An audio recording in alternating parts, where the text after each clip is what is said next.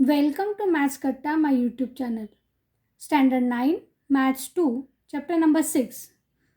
Students, today we are going to study about again one more examples on the properties of chord of a circle, and then we will study about the circumcircle of a triangle. Okay, consider the example. विद्यार्थ्यांनो, आज आपल्याला वर्तुळ या प्रकरणामध्ये जीवांच्या गुणधर्मांवर आधारित आणखीन एक एक्झाम्पल उदाहरण बघायचं आहे आणि त्यानंतर आपण परिवर्तुळाची संकल्पना शिकणार आहोत. Example is in a circle with radius 13 centimetre, two equal chords are at a distance of 5 centimeter from the center. Find the length of chords. In a circle with radius 13 centimetre म्हणजे 13 सेंटीमीटरच्या त्रिज्या असलेल्या वर्तुळात दोन जीवा एकरूप आहेत आणि 5 centimetre केंद्रापासून 5 centimetre अंतरावर आहेत. तर त्या जीवांची लांबी किती? बघा, आपल्याला जे जे दिलेलं आहे ते आपण डायग्राममध्ये या ठिकाणी आधी काढणार आहोत, म्हणजे तुमच्यासमोर कोणत्या प्रकारे प्रॉपर्टी यूज करायची ते लक्षात येईल. Consider the figure and write down the given. Consider the circle with centre O. Draw the two equal chords PQ and RS are equal chords at a distance 5 centimeter. 5 centimeter is the distance from the center, means OB is equal to 5. Similarly, OA is equal to also 5. Radius of the circle is 13 centimeter. Then join OS and OP. Anyone, you can draw any one radius. Then OS is equal to 13 centimeter. You want to find out the length of chords. If you find only one chord, then you know that two equal chords are there. Then second chord also at the same is also of the same length. बघा, एका वर्तुळाची त्रिज्या दिलेली आहे आणि त्या केंद्रापासूनचं त्या जीवेचं अंतर दिलेलं आहे आणि आपल्याला जीवेची लांबी विचारली, दोन्ही जीवांची लांबी विचारली आहे. मग आपण एका जीवेची आधी लांबी काढूया, कारण आपल्याला सांगितलेलं आहे की टू इक्वल कॉर्ड्स आहेत, म्हणजे दोन जीवा ह्या समान आहेत आणि त्या समान अंतरावर पण आहेत. म्हणून आपल्याला फक्त एकाच जीवेची लांबी काढणं आवश्यक आहे. Then write given as OP. This is radius. OS is also radius. OP and OS are 13 centimeter. OA is equal to OB. OA is equal to OB is equal to 5 centimeter. PQ and RS are also same. Chords are also same. We want to find out PQ also and RS also. As we have drawn perpendicular from the center on the chord, then it bisects the chord. Okay, therefore PA is equal to, or OB is perpendicular to RS, and therefore BS is equal to BR. PA is equal to AQ. Okay, then write down as OB is perpendicular to RS, and therefore BS is equal to BR is equal to half of SR or RS. Okay, OA is perpendicular to PQ, and therefore AP is equal to AQ is equal to half of PQ. Half of PQ. Then write down in triangle OBS by Pythagoras theorem, OS square is equal to OB square plus BS or SB square, and therefore 13 square is equal to 5 square plus SB or BS square. Then 169 is equal to 25 plus SB square. Transfer 25, then we get SB square is equal to 169 minus 25, which is equal to 144, and therefore BS is equal to 12 centimetre. BS म्हणजेच SB is equal to 12 centimetre. BS काढली. मग आता आपल्याला काय काढायचं आहे, या पूर्ण दोन्ही जीवा. Then SR or RS is equal to 2 times of BS, which is equal to 2 into 12, and therefore RS is equal to 24 centimetre. मग आता आपण काय काढलं, RS काढले. But PQ and RS are also same. RS is equal to PQ, and therefore PQ is also equal to 24 centimetre. अशा पद्धतीने आपण दोन्ही जीवांची लांबी या ठिकाणी काढलेली आहे. सर्व उदाहरणं अशाच पद्धतीने असणार आहेत. फक्त आपल्याला कोणती प्रॉपर्टी आधी यूज करायची आहे ते आपल्याला कळलं पाहिजे. ओके, आता आपण पुढे सर्कम सर्कल या टॉपिककडे बघणार आहोत. सर्कम सर्कल म्हणजेच काय, परिवर्तुळ.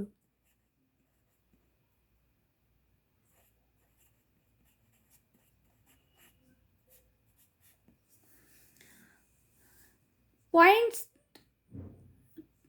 C हा आपल्याला मिळवायचा आहे. परिवर्तुळ म्हणजेच काय, circumcircle of a triangle. मग consider triangle PQR. First of all consider triangle PQR and then draw the perpendicular bisector of these 3 sides of a triangle. म्हणजे त्रिकोण PQR विचारात घ्या कोणताही, आणि त्यानंतर ह्या QRचा आपल्याला लंबदुभाजक काढायचा आहे, PQचा पण लंबदुभाजक काढायचा आहे, आणि PRचा पण लंबदुभाजक काढायचा आहे. ते सर्व तीनही लंबदुभाजक ह्या एका बिंदूमध्ये एकमेकांना छेदतात. When we consider triangle PQR and we draw the perpendicular bisector of the 3 sides of the triangle, then they are perpendicular bisectors passing through the point C. Means these are concurrent. These 3 perpendicular bisectors are concurrent, and this is a point of concurrence. This point C is on the perpendicular bisector of side of triangle PQR. You know the perpendicular bisector theorem, that every point on this perpendicular bisector is equidistant from the end point of the segment. बघा, perpendicular bisector theorem म्हणजेच लंबदुभाजकाचं प्रमेय यापूर्वी तुमचं झालेलं आहे. ते प्रमेय असं आहे की या लंबदुभाजकावर कोणताही बिंदू जर आपण घेतला तर त्या बिंदूचं या सेगमेंटच्या म्हणजे रेषाखंडाच्या अंत्यबिंदूंपासूनचं अंतर हे समान असतं. C is a point on the perpendicular bisector of QR, side PQR. Then this C is equidistant from point Q and point R. समजलं? मग आता आपल्याला हे प्रत्येक बायसेक्टरवर तो C पॉईंट आहे म्हणून आपल्याला कोणत्याही 2 बायसेक्टरवरचा आधी आपण विचार करूया. Consider point C is on the perpendicular bisector of side QR. C हा या QRच्या लंबदुभाजकावर आहे, म्हणजे तो Q आणि R पासून समान अंतरावर आहे. म्हणजेच काय की CQ आपण जोडला आणि CR जोडला तर ते समान असणार आहेत. Give this as equation number 1. CQ is equal to CR. Now point C is also on the perpendicular bisector of PR. Consider PR. This is a perpendicular bisector and point C is on it. Therefore C is equidistant from P and R. That is CP is equal to CR. Give this as equation number 2. From equation 1 and 2 we get CQ is equal to CR and CR is equal to CP. Means all these 3 distances are same, and therefore we can write as CP is equal to CQ is equal to CR. म्हणजे CPचं अंतर, CQचं अंतर आणि CRचं अंतर हे सारखं आहे. मग काय होईल, जर आपण कंपासचं टोक C वर ठेवलं आणि कंपासमध्ये CP एवढं किंवा CQ किंवा CR एवढं अंतर कंपासमध्ये जर ठेवलं आणि ती त्रिज्या घेऊन जर वर्तुळ काढलं तर ते वर्तुळ अशा पद्धतीने असेल. म्हणजे पॉईंट P मधून, Q मधून आणि R मधून या तिघांमधूनही जाईल. ओके, म्हणजे या त्रिकोणाच्या बाहेर एक सर्कल तयार होईल की ते त्रिकोणाच्या तिन्ही बिंदूतून जाणारं सर्कल असेल. म्हणून याला काय म्हणायचं, सर्कम सर्कल म्हणजेच परिवर्तुळ. समजलं. मग CP is equal to CQ is equal to CR. Therefore circle centre of the circle is C suppose and radius is CP. Then the circle with this center and radius, it passes through all points P, Q and R of triangle PQR. It is called as a circumcircle of a triangle. Okay. म्हणजे अशा पद्धतीने परिवर्तुळ काढता येतं. मग जर परिवर्तुळ विचारलं असेल, काढायचं असेल, परीक्षेला परिवर्तुळावर आधारित प्रश्न आला तर काय करायचं आपल्याला, त्या बाजूंचे लंब दुभाजक काढायचे आहेत. हे लक्षात ठेवा. परपेंडिक्युलर बायसेक्टर्स काढायचे साइडचे. Okay. We will solve the example on the circumcircle. Construct triangle DEF such that DE is equal to 4.2 centimeter, angle D is equal to 60 and angle E is equal to 70 degree. Then draw the circumcircle of it. म्हणजे एक triangle construct करायचं आहे दिलेल्या मापाप्रमाणे आणि त्याचा परिवर्तुळ काढायचं आहे.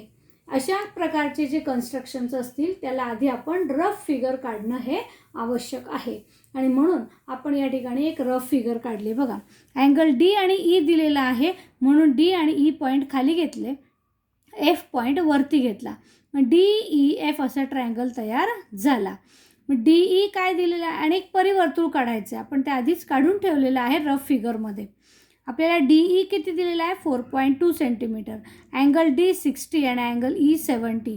या पद्धतीने आपल्याला मापं त्यांची रफ फिगरमध्ये लिहून घ्यायची आहेत आणि त्यानंतर कन्स्ट्रक्शनला सुरुवात करायची आहे. आता कन्स्ट्रक्शन करताना पहिल्यांदा तुम्ही काय करायचं आहे, तर आपण रफ फिगरमध्ये काढल्याप्रमाणे first of all draw the point D and E such that the DE is equal to 4.2 centimetre. आता 4.2 सेंटीमीटरचा एक काय करायचं आपल्याला, रेषाखंड काढायचा आहे. बघा या ठिकाणी पट्टीच्या सहाय्याने 4.2 सेंटीमीटरचा आपण रेषाखंड काढून घेऊया. इथे काढूया आपण 4.2 सेंटीमीटर. कसं काढायचं, 0 वरती एक पॉईंट घ्यायचा, 0 इथे 0 आहे आणि 4.2 म्हणजे 4 पूर्ण आणि हे 2 लाईन. अशा पद्धतीने हे 2 पॉईंट्स जॉईन करायचे आहेत. हे 2 पॉईंट जॉईन केल्यानंतर याला नाव द्यायचे DE. ओके. इथे आपण काय नाव देऊया, पॉईंट D आणि पॉईंट E. किती डिस्टन्स काढलं आपण, हे 4.2 centimetre. Okay. Then with this protractor adjust this D point here. Point D वरती आपण प्रोटेक्टरचा पॉईंट ठेवायचा आहे या ठिकाणी आणि तिथून आपल्याला D वर किती पाहिजे, अँगल 60 डिग्री. मग त्याप्रमाणे 60 डिग्रीवरती आपल्याला मेजरमेंट खूण करून घ्यायची आहे. पहा इथे 60 आहे की नाही, हा इथे 60 डिग्री आहे. त्यामुळे इथे आपण पॉईंट घेतला 60 डिग्रीवर आणि त्याचा एक रे काढायचा. तिथून 60 डिग्रीचा एक रे काढायचा आहे पॉईंट D पासून. बघा D वर पॉईंट घ्यायचा इथे. आता हा अँगल आपण इथे इथपर्यंत असा मोजला आहे म्हणून असा रे आपण जॉईन करून घेऊया. ते रे इथे लिहायचं आहे 60 डिग्री. ओके. आता आपल्याला किती मेजर पाहिजे, 70 डिग्री E जवळ काढायचं आहे. मग पॉईंट आता कोनमापक म्हणजे प्रोटेक्टर कुठे ठेवायचं आहे तुम्ही, या लाईन, ही लाईन जी आहे ही खालची जी लाईन आहे ही हॉरिझॉन्टल लाईन ही आणि हा पॉईंट या इथला हा पॉईंट हा E जवळ बरोबर या रेषेवर रेष ठेवायची आहे. DE वर ही रेष ठेवायची आहे आणि E पॉईंटवर हा बरोबर ॲडजस्ट करायचा आहे. समजलं. आता यानंतर इकडनं 70 डिग्री मोजायचं आहे. कुठनं, इकडनं. का बरं, तो लघुकोन आहे, ॲक्यूट अँगल आहे ना. मग हा 70 डिग्री या ठिकाणी येतो. मग इथे आपण खूण करून घेतली आणि त्यानंतर आपण पट्टीच्या सहाय्याने हा 70 डिग्री हा जो पॉईंट आहे इथे आपण मेजर करून घेतलेला हा आणि E, हा E इथला, हे काय करायचे, इथून एक रे जॉईन करायचा आहे आणि इथे लिहायचं आहे 70 डिग्री. इथे लिहायचं आहे 70 डिग्री आणि इथे एक ॲरो करायचा आहे आणि हा जो पॉईंट आहे त्याला काय नाव द्यायचं आहे तुम्हाला, F. बरोबर आहे. आता एफ हा ट्रायंगल तयार झाला DEF. आता यानंतर आपल्याला कोणत्याही दोन साईडचे परपेंडिक्युलर बायसेक्टर ड्रॉ करायचे. To draw the perpendicular bisector of any two side take 3/4 distance in your compass. हे बघा 3/4 डिस्टन्स आपण कंपासमध्ये घेतलं आहे. And draw the arc on both side of the segment. हा जे DE आहे ना, मग इथे हा एक आर्क काढायचा आहे. तसाच दुसरा आर्क इकडच्या साईडने, कुठल्या खालच्या साईडने दुसरा आर्क काढायचा आहे. ओके. त्यानंतर परत कंपासचं टोक ह्या E पॉईंटवर ठेवायचं आहे आणि हा एक आर्क काढला. तसाच ह्या दुसऱ्या बाजूला एक आर्क काढलेला आहे. बघा हा आर्क आपण इथे असा काढला आहे. समजलं. मग हे दोन आर्क एकमेकांना एका पॉईंटमध्ये छेदतात. म्हणजे हा पॉईंट आहे point of intersection of that two arc. Then with the help of your scale again draw this line passing through this two points. हा पॉईंट आहे आणि हा पॉईंट आहे. मग इथून एक परपेंडिक्युलर बायसेक्टरची आपण काय काढायची आहे, लाईन ड्रॉ करायची आणि याला ॲरो करायचे दोन्ही साईडला, कारण ती लाईन आहे. इथे परपेंडिक्युलरची साईन द्यायची आणि इथे अँगल हे बायसेक्ट करतो म्हणून बायसेक्टरची साईन द्यायची. ओके. आता तशीच एक परपेंडिक्युलर बायसेक्टर आपण DE किंवा EFची काढायची. मग काय करणार आपण, कंपासमध्ये इथून इथपर्यंत अंतर घेतलं, जवळपास निम्म्यापेक्षा जास्त. आणि आता Fवरती कंपासचं टोक ठेवायचं आहे आणि Fवरून ह्या साईडला तसंच ह्या साईडला आर्क करायचं आहे. एक इकडे आर्क केला आणि एक इकडे आर्क केला आहे. समजलं. आता कंपासचं टोक कुठून ठेवायचं आहे, Eवर ठेवायचं आहे आणि पुन्हा दुसरा आर्क केला आणि इकडे दुसरा आर्क केला. आता हा पहिला आर्क अजून बरोबर इंटरसेक्ट केलेला नाही आहे, म्हणून पुन्हा कंपासचं टोक घेऊन तिथेच Eवर ठेवायचं आणि तो वाढवायचा आहे. तुम्हाला पॉईंट मिळाला की नाही, इथे हा एक पॉईंट मिळाला आणि इथे एक पॉईंट मिळाला. आता ह्या दोन पॉईंटमधून पुन्हा आपल्याला एक लाईन ड्रॉ करायची आहे. ती असणार आहे तुमची परपेंडिक्युलर बायसेक्टरची लाईन. बघा पॉईंट व्यवस्थित बघा, हा पॉईंट आणि हा पॉईंट आणि हा पॉईंट. इथून एक लाईन ड्रॉ करायची आहे. ही लाईन इथे इंटरसेक्ट करते दोघांना. दोन्ही परपेंडिक्युलर बायसेक्टर. बघा हा परपेंडिक्युलर आहे आणि हा बायसेक्ट करतो, म्हणजे दोन साईड सेम करतो. समजलं. आता आपल्याला पॉईंट मिळाला. कुठला पॉईंट मिळाला, हा सेंटर मिळाला तुम्हाला. बघा इथे हा सेंटर आहे. It is a centre of the circum circle. Perpendicular bisector intersect in point. That point is called as a center of a circumcircle. Then consider this is a center of a circle and take a distance up to D or E or F. D पर्यंतचं अंतर कंपासमध्ये घ्या. तुम्ही check करून बघा, या पॉईंटपासून E पर्यंतचं अंतर पण सेम आहे. तसंच या पॉईंटपासून F पर्यंतचं पण अंतर सेम आहे. सेम आहे की नाही, बघा इथे सेम आहे, हे अंतर पण सेम आहे. मग आता काय करायचं आहे तुम्हाला, कंपासचं टोक इथेच ठेवायचं आहे. D पर्यंतचं अंतर तुम्ही कंपासमध्ये घेतलं आहे आणि तुम्हाला फक्त एक सर्कल ड्रॉ करायचा आहे. हा सर्कल ड्रॉ करा. हा सर्कल तुम्हाला ह्या पूर्ण तीनही पॉईंटमधून जाताना दिसेल. ओके, दिसतंय सर्वांना. अशा प्रकारे सर्कल ड्रॉ करा. बघा हे सर्कल DE आणि F या तीनही पॉईंटमधून जात आहे, म्हणजे याला काय म्हणायचं, circum circle of a circle. अशा प्रकारे आपल्याला याचं कन्स्ट्रक्शन करता येतं. आता आणखीन एक उदाहरण तुम्हाला मी सांगणार आहे, त्याचाही प्रयत्न तुम्हाला करून बघायचा आहे. Consider this example. In triangle LMN, LM is equal to 7.2, angle M is equal to 105, MN is equal to 6.4. Then draw triangle LMN and construct its circumcircle. मग कसं करणार आता, पहिल्यांदा एक रफ फिगर, म्हणजे आपल्याला हा अँगल दिलेला आहे 105, म्हणजे हा ऑप्ट्यूज अँगल ट्रायंगल आहे, विषमभुज त्रिकोण आहे. म्हणून आधी विशाल कोण काढला, तो M आपल्याला खाली घ्यायचा आहे, N खाली घ्या आणि इकडे L आपोआपच येईल. आणि मग तुम्हाला काय करायचं आहे, 105 डिग्रीचं अँगल घेऊन हा ट्रायंगल काढून त्याच्यानंतर तुम्हाला त्याचं सर्कल काढायचं आहे. मग आपण आता हे स्टेप बाय स्टेप करणार आहोत का तुम्ही घरी करणार आहात सर्व. पहिल्यांदा काय करायचं, MN काढायची, 6.4ची MN काढा. त्यानंतर M अँगल 105 डिग्री मोजा, ऑब्ट्यूज अँगल, आणि तो पॉईंट इथे लिहा. इथे एक रे काढा. त्यानंतर 7.2 डिस्टन्स घ्या कंपासमध्ये. एमवरती कंपासचं टोक ठेवा आणि एक आर्क करा, L पॉईंट मिळेल आणि L आणि N जोडा.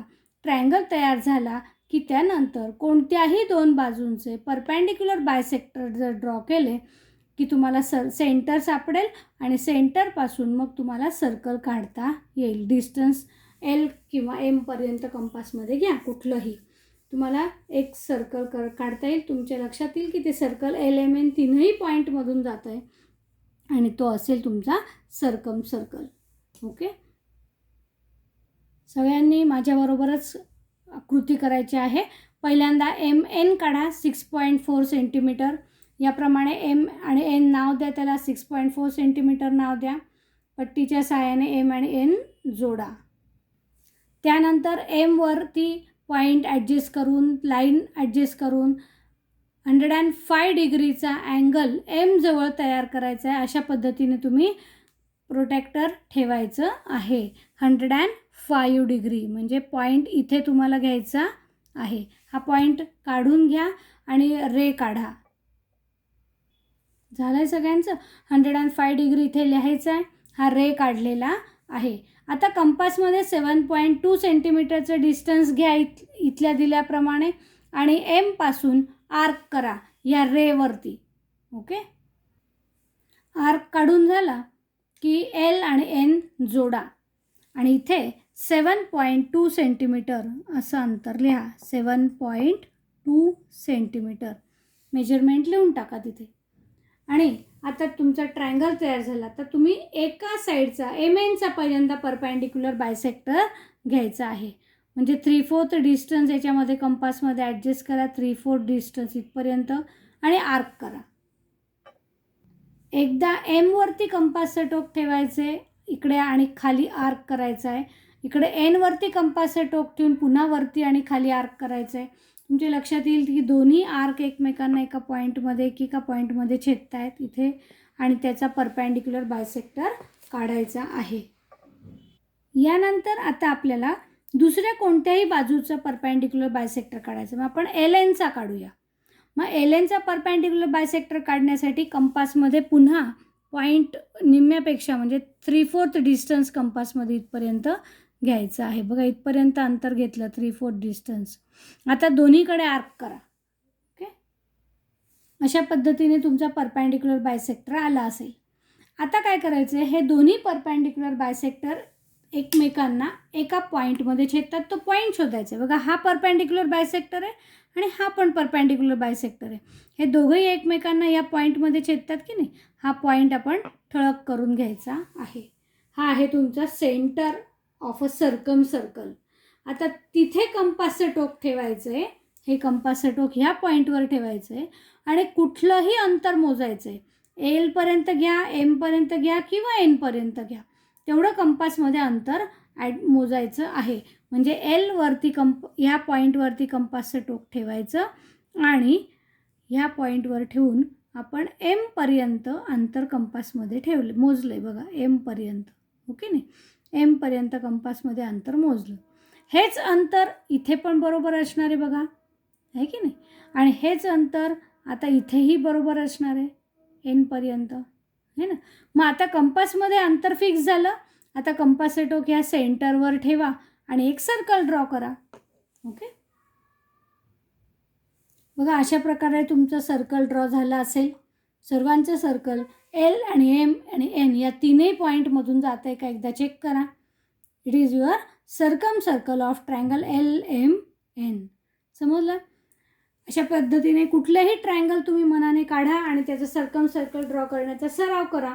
तुम्हाला आजचा शिकवलेला भाग व्यवस्थित समजला असेल तर व्हिडिओ लाईक करा, शेअर करा आणि चॅनल सबस्क्राईब केलं नसेल तर ते जरूर करा. म्हणजे पुढचे नोटिफिकेशन्स तुम्हाला लगेच कळतील. धन्यवाद.